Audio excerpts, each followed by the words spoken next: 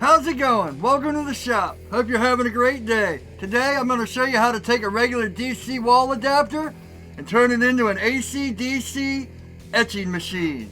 So let's save a couple $100. You ready? Here we go.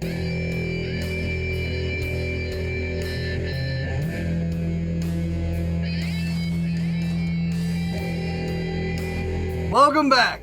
Alright, I even wore my full bridge rectifier shirt. Because that's basically what we're tapping into, and the transformer and all that. But first let me say, I got shirts for sale. They look just like this.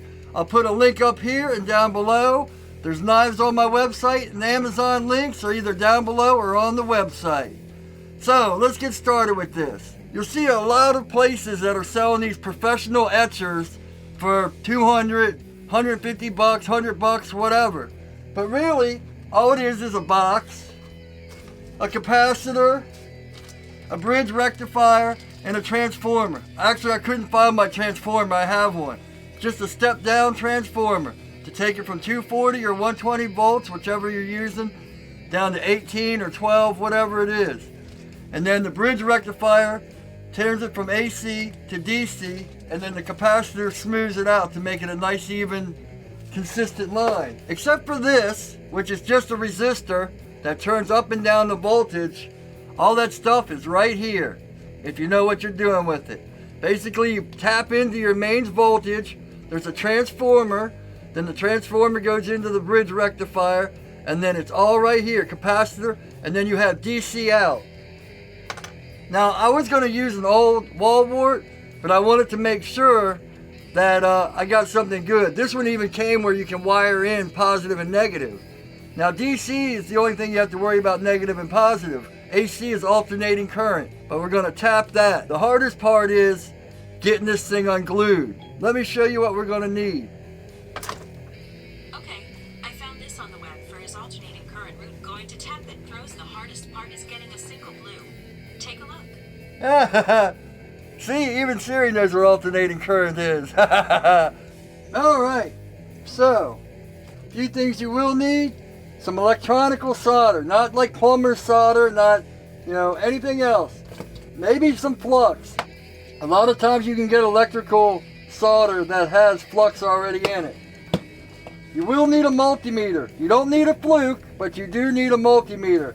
Go to the auto shop, buy one for $5, $10. Some kind of razor blade, X-Acto knife or something. A heat gun to heat up the razor. Now, I have seen YouTube videos where guys took little syringes of gasoline to cut the glue out. Do that at your own risk. Wow, this one actually has screws. Let me see something here. I might have to skip this whole thing. I was planning on cutting this whole thing open with a razor and all that stuff, and a whole bunch of slow motion, but I might not have to do that. I do have older ones that I might just cut open just to add effect, but let's see how this goes. And that's a myth about magnets around electronics. You can have electronics with magnets and all that. It's only with the old-time hard drives and stuff that you had to worry. Well, they glued it. Oh, no, there we go. So you're good. I'm still going to do a slow motion of me cutting it open with the hot gun and all that, but let's see what we get here. See how easy this thing is to remove. The old ones just popped out and you were good to go. Actually, before I do all this, let me make sure this thing works, because once I cut it, all that, most likely, it won't be usable. So it's always good to have an extension cord. Well, this goes against my plans, but when you hit a detour, you just have to go with it. Alright, so once you plug it in, it's hot. So you're going to want to take your multimeter, turn it to DC power. You got positive and negatives. 12.2, okay, we're good. It might vary to like 12 to 13 or down to 11. But 12.27, we're good. Now 12 volts is only like, remember when you were a kid and you took a 9-volt battery and stuck it on your tongue? So it's not that much different. Let me get a tray for all these electronical parts. Alright, it's always good to have magnet dishes. You just want to be careful you don't pop these two wires right here, because that goes to your mains. I was going to say, where'd my razor blade go? There's a screw or something holding it. Or you know what they did? They might have hot glued it. I bet they did that. I bet they hot glued this.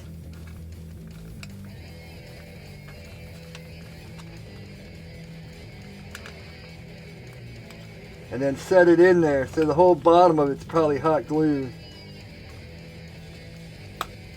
Oh, there we go. Oh, no. I was wrong. It just popped. You just have to shake it a little bit. Okay.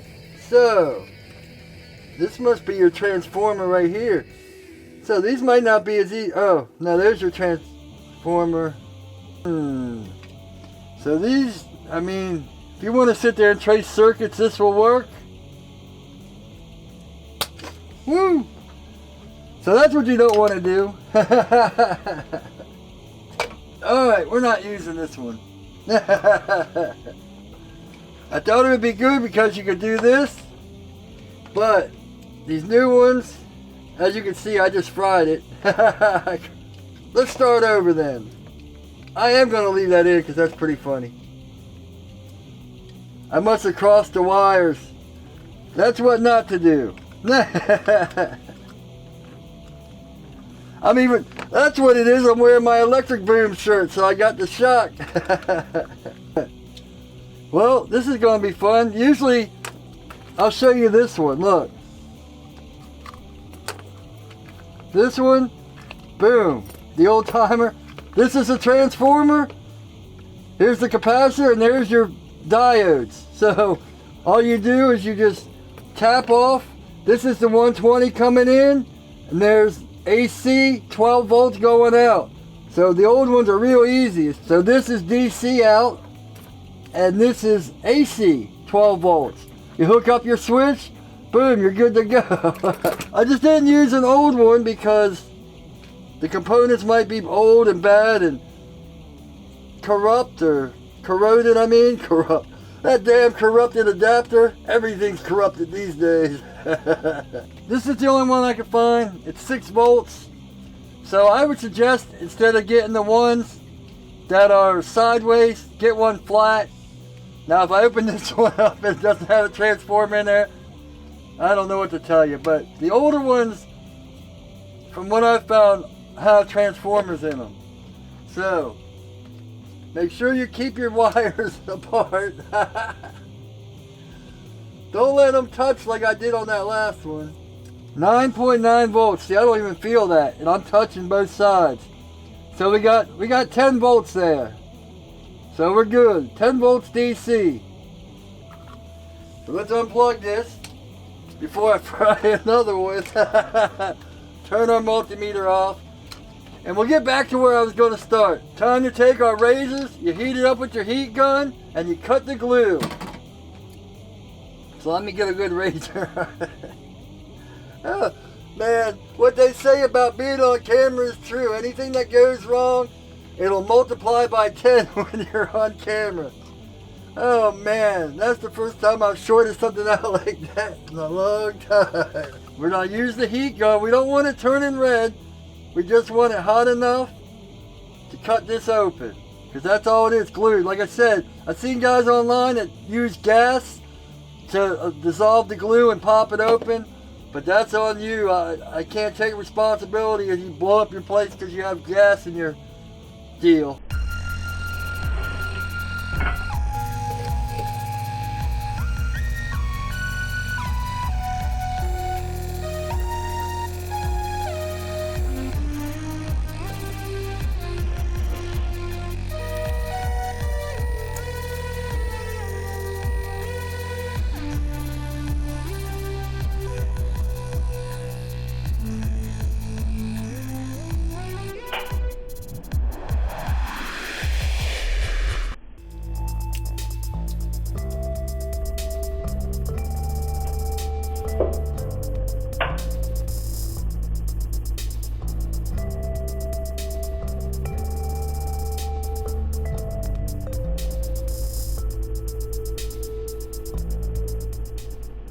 Man, for that 1 minute or 30 seconds or whatever it took, I showed on there, it took like 10 minutes to open. I had to keep heating it up and cutting it and pop it. Look, I almost busted it here just to get that thing open.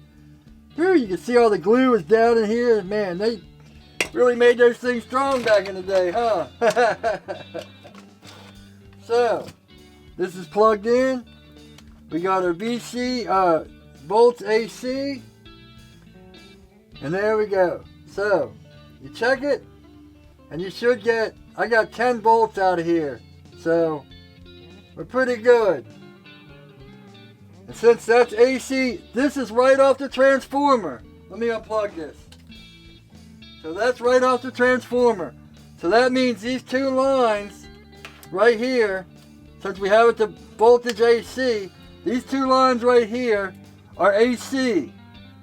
The one coming out, that's DC. You put a wire clip to your positive, and then you make this your negative. Now what I did here, I took a piece of metal and I welded a bolt to it, and I connected the negative wire to the bolt.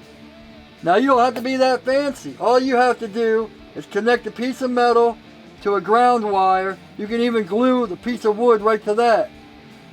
And that way, when you connect your positive to your knife, you put your negative on your stencil, then you click it to the black one out here for DC, and the black one over here for AC.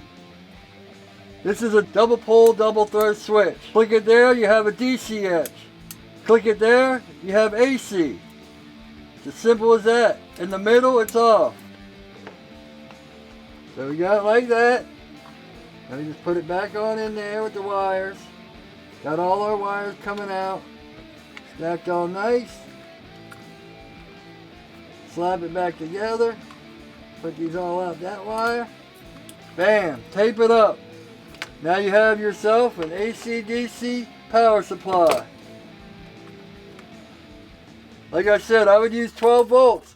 If you want to find an 18 volt one like that, what you would do is you tap right off here and put that little switch. Now you can put this all in a little box if you wanted to.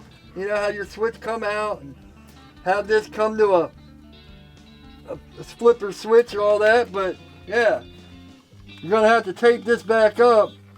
But other than that, it's good to go. Now, no wonder it was putting out 9 volts. It's a 9 volt DC adapter. So 9 volts, I do all my etching with 9 volts. I thought it was 12. Learn something new every day. Then take some electrical tape. Now the only part you have to be careful is once you connect this to power and you have it open and you're testing everything, don't touch those wires in there because that's 120 volts. So this one that I busted open, here's the transformer. So you don't want to touch here or here because that's 120 volts. Coming out here is whatever the step down to. This is 6 volt. But I had a hard time getting the voltage off of these. Remember how we tested this in the first place?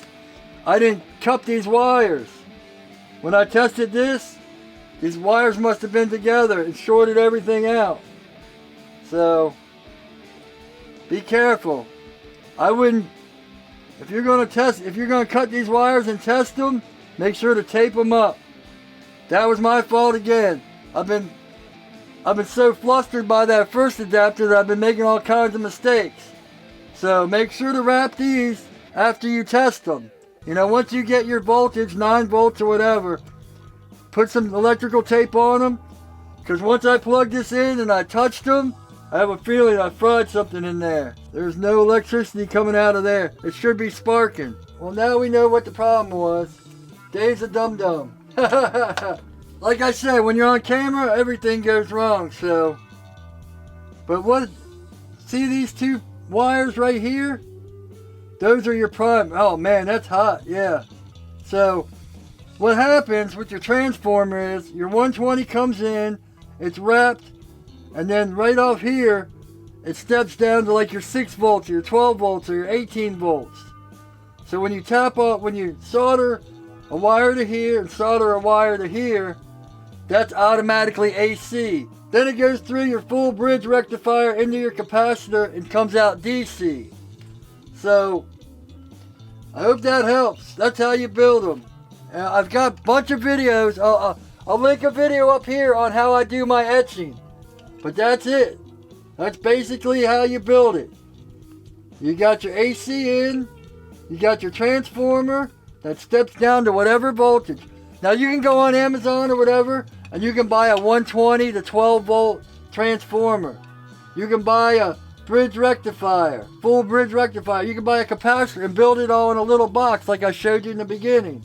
Either way, but it's all right here in this little box. Well, at least we learned something, to stay away from the side ones. See how this one comes out the front and this one comes out the side?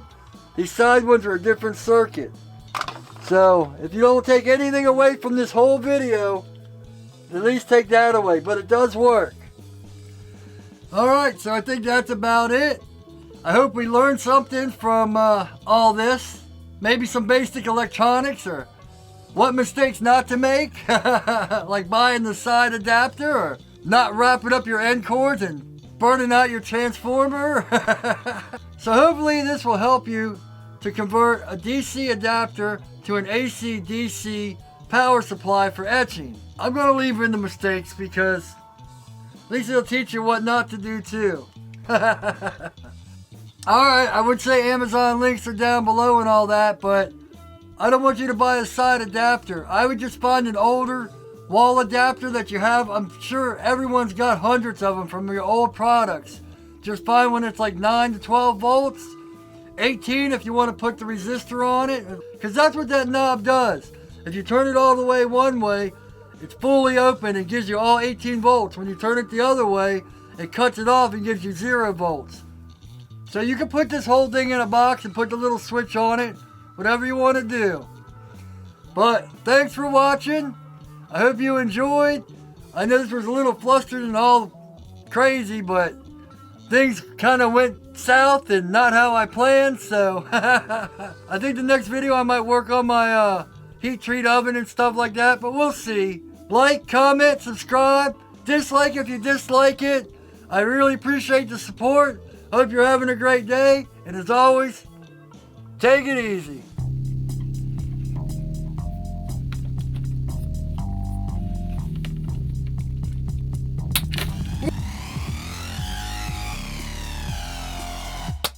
Woo! I'm going to show you how to take a regular DC, controls the volt, except for the resistor that controls